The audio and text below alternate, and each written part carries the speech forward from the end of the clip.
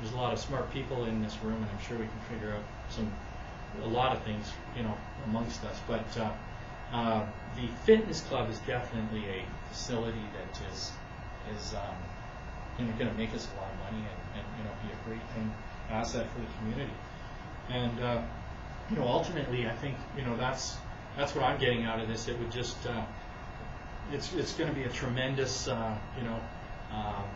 thing for the community to have this facility here, and it's going to not just help people that have money, and it's going to help everybody. It's going to help. I think it's got to be open to there's got to be avenues for people in the surrounding areas, kids so that they can come in here and get do some good things and get some programs and that kind of thing, and use the facilities too, and so I don't think you want to include exclude anyone that way, and we have to have ways to work that out. But it's going to be a great thing for this whole area. There's no doubt about it. But this, the fitness facility is absolutely an amazing opportunity that we have here, because there's the YMCA. It's full to the max. I never talked a lot about the I called it an environmental scan, where I looked at everything that was in this area, and there's a list of it, 4 or 5 pages long list of all the stuff. There's really nothing in the community, except for Rock Point, us, Historical Society, Lions Club, and Bears Den. But outside the community, there is quite a bit of stuff going on. There's the YMCA. They have 8,800 members. Every single member I've ever met there is just completely freaking out because they can't go there because it's full all the time. It's maxed out. It's not fun. And Spray Lakes is great. It's an awesome facility. It's also 20 miles that way, or 15 miles that way for us. So it's a long way out of my way to go on a regular basis. So having a fitness facility in the community would be huge. So I've had a lot of fun working on this and dealing with all the different complexities and stuff. So there's a lot of work to go. It's a huge undertaking. It's going to take a lot of work, and glad that Mike's helping and got some great ideas and setting up some stuff for Saturday to get some kind of task force going and seeing where we can take it. So I appreciate having the opportunity to do this, and that's where I'm at right now. Yeah, and just to piggyback on what Kelly's saying, I think when you look at the design, the total design, right? We started out with the context of rec and physical, recreational, social. Kelly's embedded the educational component, which is one of the things that wasn't really there in the needs assessment. But when you look at it, we've tried to address Kelly specifically has tried to address the total needs of the community. So he's actually going even further beyond what I have to admit I visualize.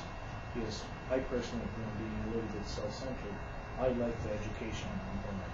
The transitional building, although it's transitional from the standpoint that we need that kind of facility to enable operations while we expand.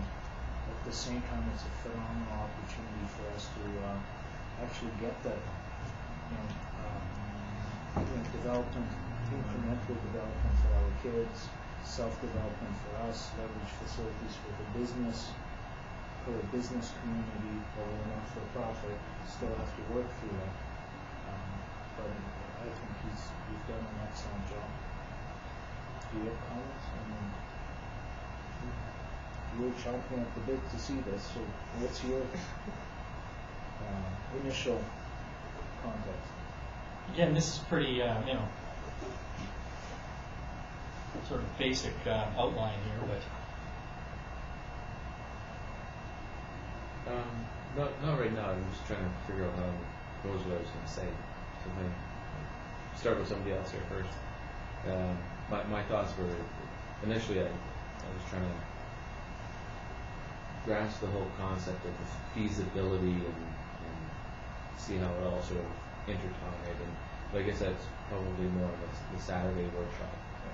Maybe where we can crunch that. That's kind of that's where I'm really looking for. Yeah, like I'm a little disappointed because I expected a feasibility study. I don't see operation costs. I don't see income. No, Of the that's stuff. coming on That's coming Saturday. on yes. Okay, is that in your file though? Yeah. That's Yeah. in these books because I'm not going to be here That- Saturday. that- So That's the beginning draft, right? This is our Okay. draft. Yeah, I've got, basically what I've got is a preliminary revenue and operational cost data. I've got a preliminary budget, hard and soft costs.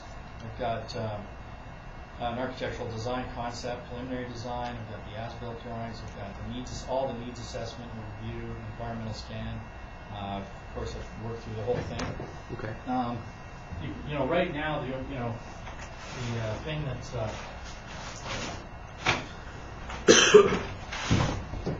again, this was just a review to get us going, Okay.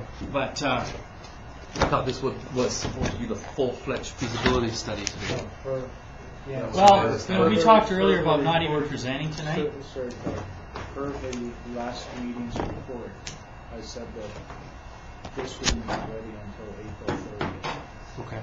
So we're actually 3 days in advance. To it. We squeezed Kelly awfully hard to come here and give us a summary, just to enable us to effectively start thinking about the challenges that on Saturday we as a team, including Kelly, have to figure out a way as to how we overcome them. Turn lights on. Another thing to think about, Jens, is it's pretty hard to figure